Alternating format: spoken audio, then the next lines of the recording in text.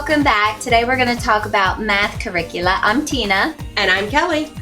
And over the years, both of us have used plenty of different curriculums. Right Start, Singapore, we've used Life of Fred. Teaching textbooks. Teaching textbooks probably has been my favorite. I'm not a math person, so it walks them through step by step. They put it in, they listen to the lesson. It self-grades it, and so when it comes to my portfolios, I just go and print off the grade book and put it in their portfolio. I am noticing now that I do have a child who is not into teaching textbooks because she is a hands-on learner. And so the on the computer does not work for her.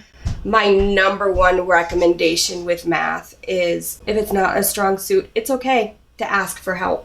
It has been an amazing release for me this year to pull a tutor in. You brought somebody in this year. I did. This is the first year that I brought somebody in to tutor her in math, and it has been wonderful for her, it's been wonderful for me. Oh, good. Before third grade, we've done Christian Light, and that's been pretty good. It comes in 12 packs throughout the year. It's not real colorful, so they don't get overwhelmed at the very beginning. We also started in our homeschool with a curriculum called Rod and Staff. That was a very basic, black and white, pretty concrete curriculum. There's a lot of classical programs out there that tend to use that for the fact that it's all drill, and memorize. And there's something to be said about that. And then also, I guess as you get older into the high school years, Saxon is a little bit more black and white as well. That's a spiral-based curriculum program. So when you say spiral-based, it means that it teaches the lesson and then it will continue to spiral back throughout the progress of, the rest of the semester to make sure that you've understood that concept. So it does that with every lesson. But because of that, in Saxon, you do some lesson problems for the day, and then there's a lot of mixed practice. So some people get a bit frustrated because they feel as though if the child has already mastered the problems from last week, they don't want to keep wasting the time to go back to those, but they're all mixed together. What I'm realizing this year is I really, really love the idea of manipulatives in math. So we've also toyed with Right Start math for younger kids in that it uses an abacus. You do a lot of math games. So can you explain an abacus? An abacus is just that apparatus where it has the lines across, it has the beads on it. It's like a counting tool. So when we see an abacus, oftentimes you'll just think, oh, great, teaching the kids to count from 1 to 10. But it's actually way more than that. They can teach all addition facts and all multiplication facts and just different mathematical ideas that you wouldn't think possible on just something that has beads on it.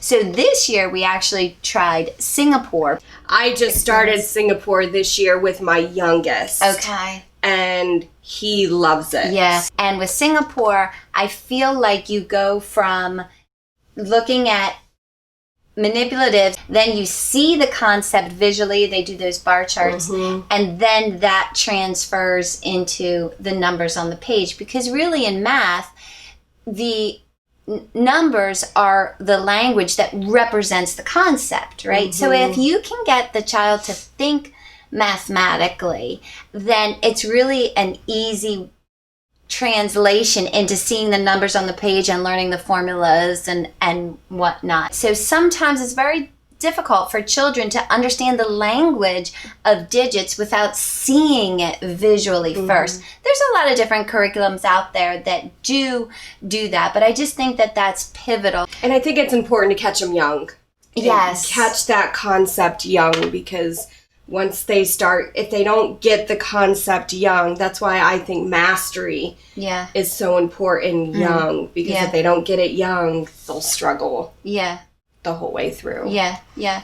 That's why this year I've really just enjoyed Singapore. I do feel like it's a bit time intensive, but if you have the time, the inclination, I would really recommend that. And speaking of mathematical thinking, one of the things that I do oftentimes with my kids is use critical thinking books. So I don't know, have you ever heard of the Critical Thinking Company? I've heard of it. I don't know that I've ever used it. They have a lot of books out, like building thinking skills, and they have logic puzzles, and they have all kinds of different critical thinking books out there. And I like to start my kids off young in those books because I think that critical thinking oftentimes overlaps mathematical thinking. Same thing with as those kids get older and they get into formal logic. I feel like formal logic is sort of like algebraic thinking, but with reasoning and with words. And so I think that you're really doing yourself and your student a great favor to start with critical thinking when they're young. And I think you're leading right into our next topic, aren't you? I am, because next week we're going to talk about debate. But even aside from debate, even if your child wasn't going to go into that, I feel like mathematical thinking helps you organize your house better. It helps you pack a car better. It helps you do so many life skills. Cook. Right, exactly. So those would be our recommendations. Use manipulatives. We both enjoy Singapore. And we'll see you next week. God bless. Have a good one.